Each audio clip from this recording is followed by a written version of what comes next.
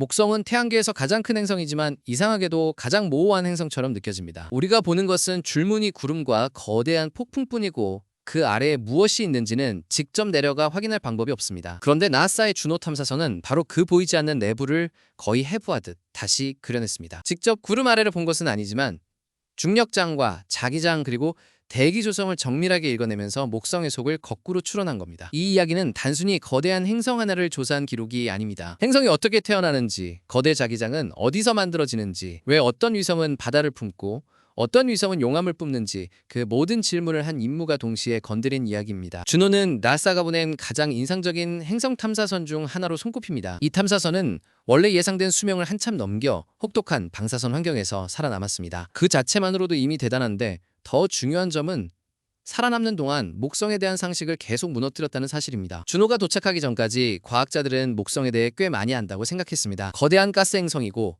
주성부는 수소와 헬륨이며 아래로 내려갈수록 압력이 커지고 중심에는 암석과 얼음이 단단하게 뭉친 핵이 있을 것이라고 봤습니다. 하지만 주노는 이 익숙한 그림에 연달아 금을 냈습니다. 먼저 주노가 어떤 탐사선인지부터 봐야 합니다. 주노는 2011년 8월 5일 아틀라스 5 로켓으로 발사됐습니다. 주노에서 가장 먼저 시선을 사로잡는 특징은 바로 거대한 태양 전지판입니다. 목성은 지구보다 태양에서 훨씬 멀기 때문에 받는 햇빛이 매우 약합니다. 지구 근처에서라면 당연해 보이는 태양광 발전이 목성까지 가면 갑자기 무모한 선택처럼 보일 정도입니다. 그럼에도 나사는 원자력 전원이 아닌 태양광 발전 방식을 끝까지 고수했습니다. 그래서 주노는 거의 20m 급폭을 가진 커다란 구조물이 됐고 멀리 떨어진 목성 궤도에서 간신히 수백 와트 수준의 전력을 짜내며 버텨야 했습니다. 이 설정만 봐도 주노는 처음부터 한계에 도전하는 임무였습니다. 지구를 떠난 뒤 곧바로 목성으로 직행한 것도 아닙니다. 주노는 한번 깊은 우주로 나갔다가 다시 지구로 돌아와 중력 도움을 받았습니다. 이른바 중력 도움 기동입니다. 탐사선이 행성의 중력 우물에 들어갔다가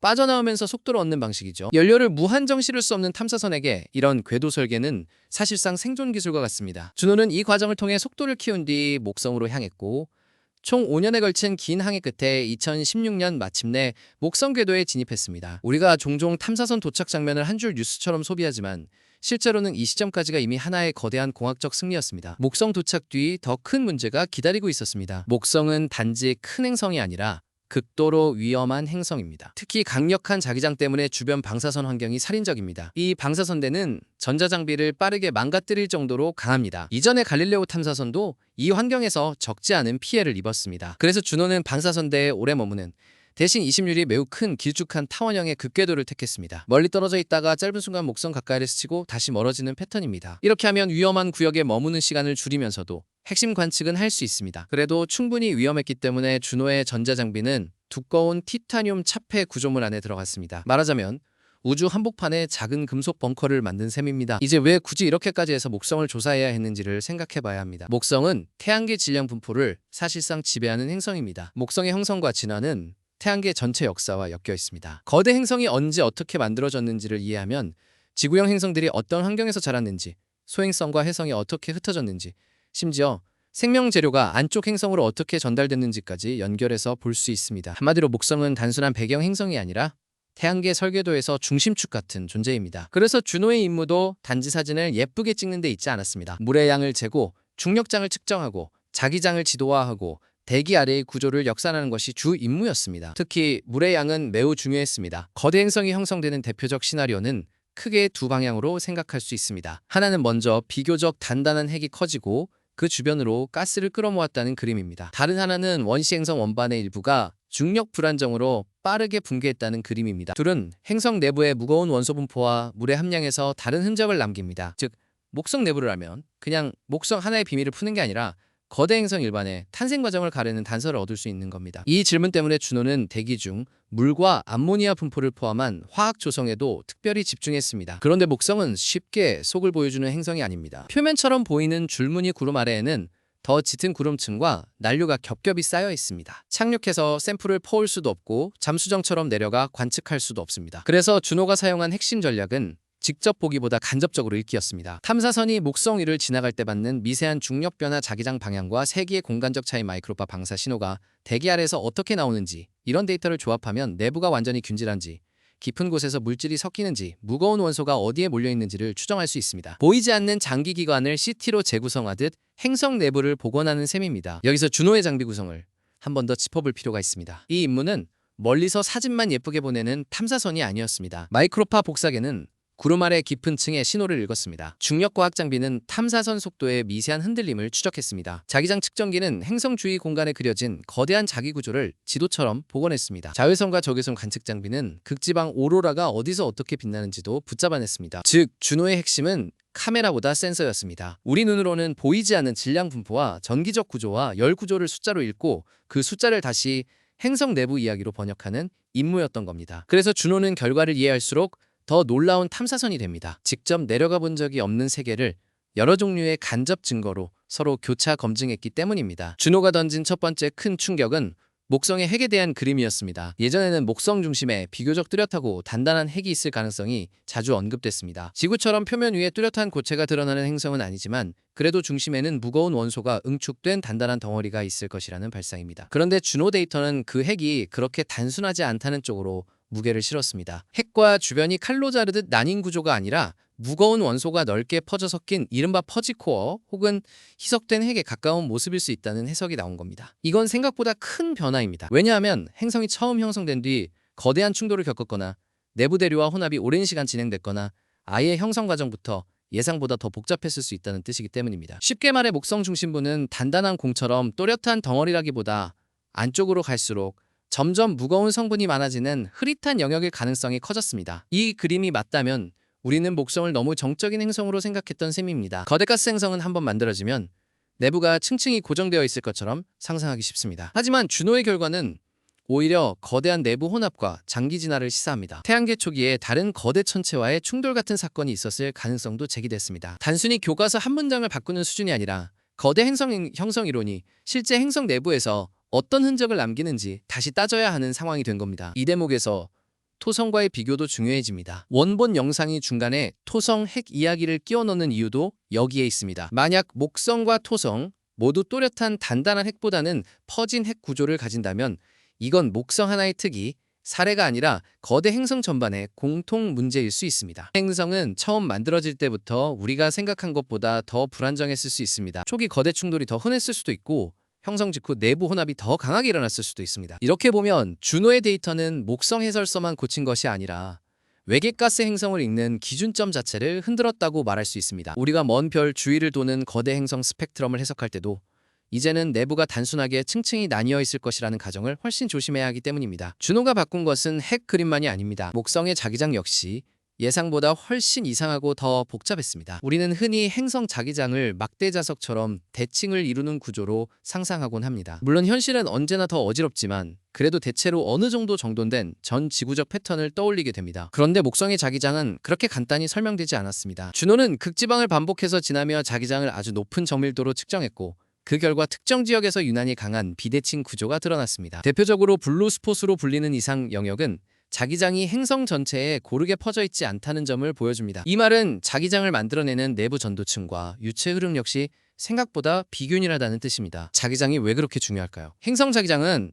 내부 깊은 곳에서 전기를 잘 통하는 물질이 움직이며 만들어집니다. 지구는 액체철 외핵의 운동이 그 역할을 합니다. 목성은 금속 수소 같은 특이한 상태의 물질이 더 큰 비중을 차지합니다. 압력이 엄청나게 높아지면 수소가 금속처럼 전기를 잘 전달하는 상태로 바뀌고 2층의 유동이 거대한 다이너모 역할을 할 수 있다는 그림입니다. 그런데 준호의 관측은 이 다이너모가 매우 단순한 껍질 형태가 아니라 깊이와 위도에 따라 다른 구조를 가질 수 있다는 가능성을 키웠습니다. 결국 목성 자기장을 이해하는 일은 금속 수소가 실제로 어디에 얼마나 있고 어떤 방식으로 움직이며 행성 내부 열과 회전이 어떻게 결합하는지를 푸는 문제로 이어집니다. 이 자기장은 곧바로 오로라 연구와도 연결됩니다. 목성의 오로라는 지구의 오로라보다 훨씬 강력하고 복잡합니다. 지구에서는 태양풍의 영향이 오로라를 크게 좌우하지만 목성에서는 자체 회전과 내부 플라스마 공급원이 훨씬 더 큰 역할을 합니다. 특히 이오 같은 위성이 뿜어내는 물질이 자기권 안으로 들어오면서 상황이 더 다이내믹해집니다. 준호는 목성 극지방을 자세히 보며 오로라 입자 가속 방식이 우리가 익숙한 지구형 패턴과 상당히 다를 수 있다는 점을 보여줬습니다. 어떤 지역에서는 강력한 전자빔이 들어가고 어떤 지역에서는 예상과 다른 에너지 분포가 나타났습니다. 즉, 목성은 단순히 더 큰 지구 자기장 버전이 아니라 완전히 다른 규모와 규칙으로 움직이는 자기권 실험실이었던 셈입니다. 준호는 대기 아래를 직접 본 적은 없지만 마이크로파 복사기 같은 장비를 이용해 구름 아래 깊은 곳까지 이어지는 대기 구조를 읽어냈습니다. 이 과정에서 또 하나 놀라운 사실이 드러났습니다. 목성의 띠와 줄무늬 그리고 제트류가 표면 장식처럼 얕게 있는 것이 아니라 상당히 깊은 층까지 이어질 수 있다는 점입니다. 즉, 우리가 망원경으로 보는 화려한 줄무늬는 단순한 얇은 피부가 아니라 행성 내부 깊은 곳까지 연결된 거대한 순환 구조의 윗면일 가능성이 있습니다. 대기의 흐름이 어디까지 내려가는지, 어느 깊이에서 전기 전도성이 커져 흐름이 달라지는지, 이런 문제는 행성 내부 역학과 자기장 모델에 다시 연결됩니다. 목성을 안다는 것은 결국 따로 떨어진 퍼즐 조각을 맞추는 일이 아니라 대기와 중력장과 자기장과 조성이 한 덩어리라는 사실을 인정하는 일입니다. 사람들이 가장 익숙하게 아는 목성의 상징은 아마 대적점일 겁니다. 거대한 붉은 폭풍, 수세기 동안 이어진 초대형 소용돌이. 이 폭풍은 너무 유명해서 오히려 단순한 상징처럼 소비되곤 합니다. 하지만 준호는 대적점도 얕은 표면 소용돌이가 아니라 꽤 깊은 구조를 갖고 있음을 시사했습니다. 중력 데이터를 통해 폭풍 아래 질량 분포를 추정해보니 대적점의 영향이 생각보다 깊게 뻗어 있을 수 있었던 겁니다. 이건 왜 중요할까요? 거대한 폭풍이 오랫동안 유지되려면 단순히 거꾸름만 빙빙 도는 수준으로는 설명이 어렵기 때문입니다. 폭풍이 에너지를 어떻게 저장하고 주변 제트류와 어떻게 상호작용하며 행성의 깊은 열 수송과 어떤 관계를 갖는지까지 연결해서 봐야 합니다. 준호는 적어도 대적점이 겉보기보다 훨씬 입체적인 현상이라는 사실을 분명히 했습니다. 대적점만이 아닙니다. 목성 극지방에는 놀라울 정도로 정돈된 거대 사이클론 군집이 있습니다. 북극과 남극 주변에 여러 개의 거대한 폭풍이 다각형 배열처럼 유지되고 있죠. 지구의 기상 시스템에 익숙한 감각으로 보면 매우 낯선 장면입니다. 왜 저 폭풍들은 서로 합쳐지지 않는가? 왜 그 위치에서 비교적 안정적으로 유지되는가? 이 질문은 유체역학과 행성대기의 회전 효과를 다시 생각하게 만듭니다. 준호의 관측은 목성대기가 단지 크기만 큰 지구대기의 확장판이 아니라 빠른 자전과 깊은 대류와 강한 내부열이 만들어내는 독자적 체계라는 사실을 드러냈습니다. 이런 결과는 먼 외계가스 행성의 대기 해석에도 영향을 줍니다. 우리는 가까운 목성에서 먼저 읽는 법을 배운 뒤 훨씬 멀리 있는 행성에 그 논리를 적용하게 되기 때문입니다. 실제로 준호가 보여준 가장 인상적인 교훈 가운데 하나는 보이는 날씨와 실제 구조가 항상 같은 것은 아니라는 점입니다. 표면의 색띠와 소용돌이는 눈에 잘 들어오지만 그 아래에서는 전혀 다른 깊이와 속도로 물질이 움직일 수 있습니다. 즉, 목성은 겉보기 영상만으로는 절반밖에 설명되지 않는 행성입니다. 그래서 오로라와 폭풍과 화학 조성 데이터를 따로따로 보는 대신 모두 하나의 순환 시스템으로 읽어야 한다는 관점이 더 강해졌습니다. 이 시각은 앞으로 토성이나 해왕성 같은 다른 거대 행성을 볼 때도 그대로 이어질 겁니다. 준호 임무가 흥미로운 이유는 목성 본체에서 끝나지 않는다는 점입니다. 원래 초기 임무는 위성보다 목성 자체에 집중하는 성격이 강했습니다. 하지만 임무가 연장되면서 준호는 갈릴레이 위성들에도 예상보다 가까이 다가가게 됐습니다. 이건 일종의 보너스 같지만 실제로는 엄청난 의미를 갖습니다. 목성계는 작은 태양계처럼 다양한 세계들을 품고 있습니다. 용암이 폭발하는 2호 두꺼운 얼음 아래 바다가 있을 가능성이 큰 유로파 자기장을 가진 거대한 위성 가니메데. 준호는 원래 목성을 보기 위해 설계됐지만 결국 이 위성들의 현재 상태와 진화사를 이해하는 데도 중요한 데이터를 얻게 됐습니다. 먼저 가니메데를 보겠습니다. 가니메데는 태양계에서 가장 큰 위성이며 심지어 수성보다도 큽니다. 더 놀라운 점은 자체 자기장을 가진 유일한 위성이라는 사실입니다. 준호의 근접 통과는 가니메데의 표면과 자기 환경을 새롭게 보는 기회를 제공했습니다. 이 위성은 단지 얼음 덩어리가 아니라 내부 구조와 자기권 상호작용 면에서 매우 복잡한 세계입니다. 가니메데를 연구하면 위성 내부 바다 가능성, 얼음 지각의 역사, 목성 자기권 속에서 위성이 어떻게 전기적 환경을 갖게 되는지까지 묶어서 볼 수 있습니다. 다시 말해 준호는 거대 행성 연구를 하다가 자연스럽게 해양세계 연구로도 발을 넓힌 셈입니다. 유로파는 더 직접적으로 우리의 상상력을 자극합니다. 유로파는 오래전부터 얼음 아래 전 지구적 바다가 있을 가능성 때문에 생명 탐사 우선 후보로 꼽혀왔습니다. 준호는 유로파를 스쳐 지나가며 얼음 껍질의 구조와 표면 특징, 그리고 전기적 신호에 관한 추가 단서를 제공했습니다. 이 데이터는 유로파의 얼음층 두께를 더 좁은 범위로 추정하는 데 도움을 줄 수 있습니다. 유로파 연구는 단지 위성 하나의 매력을 넘어 생명체가 햇빛 없는 바다에서도 유지될 수 있는가라는 질문으로 이어집니다. 목성 구름 아래를 이해하려고 간 탐사선이 결국 생명 가능성이 있는 바다 세계의 껍질 두께를 좁히는 데도 기여하고 있다는 점은 꽤 상징적입니다. 거대 행성 과학과 행성 생물학의 거리가 생각보다 훨씬 가깝다는 뜻이니까요. 2호 이야기는 또 다른 방향으로 놀랍습니다. 2호는 태양계에서 가장 화산 활동이 활발한 천체입니다. 표면 여기저기서 용암이 폭발하고 그 물질이 우주 공간으로 뿜어져 나와 목성 자기권의 플라스마 공급원이 됩니다. 준호는 2호의 극단적인 화산 세계를 더 가까이 보며 거대한 조석 가열이 실제로 어떤 세계를 만들 수 있는지 보여줬습니다. 행성이나 위성이 단순히 태양빛만으로 결정되는 것이 아니라 중력 상호작용 때문에 내부가 녹고 끓고 뒤집힐 수 있다는 사실을 2호만큼 극적으로 보여주는 곳은 드뭅니다. 그리고 2호가 뿜어낸 물질은 다시 목성 자기권과 오로라 환경에 영향을 줍니다. 즉 위성은 목성 주변을 도는 작은 부속물이 아니라 목성 시스템 전체 물리학의 일부입니다. 이 점은 목성계를 하나의 연결된 시스템으로 봐야 한다는 뜻이기도 합니다. 이오가 물질을 뿜어내면 그 영향은 자기권으로 들어갑니다. 자기권 변화는 다시 오로라 구조와 입자 환경에 흔적을 남깁니다. 유로파와 가니메데 같은 얼음 위성은 그 환경 속에서 또 다른 전기적 반응을 보여줄 수 있습니다. 즉, 준호가 본 것은 따로 떨어진 여러 세계가 아니라 하나의 거대한 엔진 안에서 서로 영향을 주고받는 행성계였습니다. 이 관점이 중요한 이유는 앞으로의 탐사 전략도 바꾸기 때문입니다. 어떤 위성을 따로 조사하더라도 결국 목성 본체와 자기권 환경을 함께 이해해야 해석이 가능해지기 때문입니다. 준호의 관측 가운데 대중적으로 꽤 흥미로운 주제 중 하나는 번개와 물입니다. 목성에서는 지구와는 다른 조건에서 거대한 대기 현상이 벌어집니다. 준호는 극지방 부근의 얕은 번개, 즉 머시볼 가설과 연관된 현상들을 포함해 대기 중 물과 암모니아의 이동이 생각보다 복잡하다는 점을 시사했습니다. 차가운 상층 대기에서 물과 암모니아가 섞이며 우박 같은 덩어리를 만들고 그 물질이 더 깊은 층으로 떨어지면서 조성을 재분배할 수 있다는 그림입니다. 이 메커니즘이 맞다면 목성 대기를 위에서 아래로 단순 층상 구조로 이해하던 방식은 수정돼야 합니다. 대기화학과 날씨와 깊은 순환이 서로 엮인 동적 시스템으로 봐야 한다는 뜻입니다. 우리가 줄무늬 하나를 볼 때 그 아래에서는 물과 암모니아와 열과 전기가 얽힌 거대한 순환 엔진이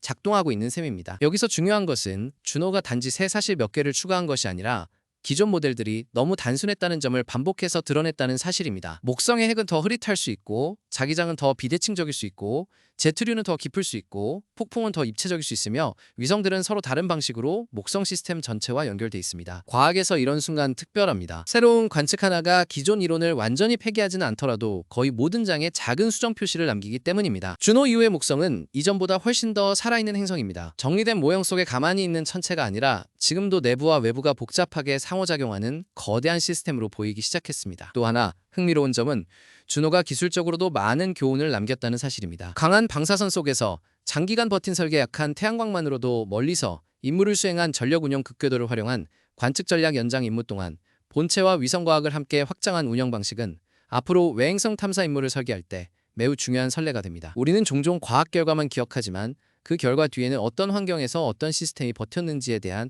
공학적 축적도 있습니다. 준호는 둘 다 남겼습니다. 데이터도 남겼고 다음 세대 탐사선 설계에 참고할 실제 생존 경험도 남겼습니다. 그리고 이 임무에는 묘하게도 마지막 반전 같은 분위기가 있습니다. 준호는 원래 더 일찍 임무가 끝날 것으로 예상됐습니다. 방사선 환경이 워낙 혹독했기 때문에 많은 장비가 오래 버티지 못할 것이라는 우려도 컸습니다. 심지어 연장 임무가 마무리되는 시점이 다가왔을 때는 정치적 상황과 예산 문제 때문에 준호의 항방이 불확실하게 보이기도 했습니다. 원래 계획대로라면 언젠가 목성 대기 속으로 의도적으로 들어가 소멸해야 합니다. 그 이유는 간단합니다. 향후 생명 탐사 대상이 될 수 있는 위성들을 오염시키지 않기 위해서입니다. 제어를 잃고 우연히 유로파나 가니메데 같은 곳에 충돌하는 일을 막아야 하기 때문입니다. 그런데 계획표의 끝에 다다른 뒤에도 준호는 계속 과학 데이터를 내놓았습니다. 끝났어야 할 탐사선이 아직도 바깥에서 일하고 있는 장면은 묘하게 상징적입니다. 마치 목성 자체가 그렇듯 준호도 단순한 결말로 끝나지 않는 임무가 된 셈입니다. 처음에는 목성의 형성과 내부 구조를 이해하자는 목표로 출발했지만 결국 자기장과 오로라와 대기와 폭풍과 위성과 생명 가능성까지 넓게 건드렸습니다. 이제 우리는 목성을 예전처럼 볼 수 없습니다. 그 거대한 줄무늬 구름은 더 이상 예쁜 외관이 아니라 깊은 대류와 화학순환의 겉면으로 보입니다. 대적점은 단순한 사진 명소가 아니라 깊은 곳까지 닿는 폭풍 구조의 힌트가 됩니다. 유로파와 가니메데와 이오는 각각 별개의 위성이 아니라 목성 시스템이 얼마나 폭넓은 세계들을 동시에 만들어낼 수 있는지 보여주는 사례가 됩니다. 결국 준호가 남긴 가장 큰 성과는 하나의 문장으로 요약할 수 있습니다. 우리는 목성 구름 아래를 직접 본 적이 없지만 그 아래가 예상보다 훨씬 더 복잡하다는 사실은 이제 전보다 훨씬 잘 알게 됐다는 겁니다. 이건 관측 기술의 승리이기도 하고 간접 증거를 조합해 거대한 세계를 읽어내는 과학적 상상력의 승리이기도 합니다. 보이지 않는다고 해서 알 수 없는 것은 아닙니다. 오히려 직접 손댈 수 없는 세계일수록 중력과 자기장과 복사신호 같은 미세한 단서를 집요하게 읽는 방식이 필요합니다. 준호는 바로 그 방식을 통해 목성을 다시 썼습니다. 그래서 앞으로 목성 연구가 더 흥미로워집니다. 준호가 던진 질문들은 아직 끝나지 않았습니다. 희석된 핵이 정확히 어떤 구조인지, 대기와 내부 혼합이 어느 깊이까지 이어지는지, 자기장 비대칭이 시간에 따라 어떻게 변하는지, 유로파 얼음층과 가니메데 자기 환경을 더 어떻게 연결할 수 있는지, 이오의 화산 활동이 목성 자기권을 얼마나 더 강하게 좌우하는지, 후속 임무들은 이 질문들을 더 깊게 파고들게 될 겁니다. 준호는 모든 답을 끝낸 탐사선이 아니라 이제부터 본격적으로 물어야 할 질문의 목록을 만든 탐사선에 가깝습니다. 그리고 그 사실이야말로 과학 임무의 가장 좋은 결말일지 모릅니다. 정답을 하나 딱 내놓고 끝나는 것이 아니라 우리가 너무 일찍 안다고 착각했던 세계를 다시 낯설게 만드는 것. 준호는 목성을 그렇게 바꿔놓았습니다. 한때 우리는 목성을 거대한 가스덩어리라고 간단히 불렀습니다. 하지만 이제 목성은 흐릿한 핵과 복잡한 다이너모와 깊은 폭풍과 수수께끼 같은 위성들을 가진 훨씬 더 살아있는 시스템으로 보입니다. 구름 아래는 여전히 직접 볼 수 없습니다. 그런데 이상하게도 준호 이후에 우리는 그 보이지 않는 아래쪽을 이전보다 훨씬 선명하게 상상하게 됐습니다. 아마 그게 이 임무가 진짜로 해낸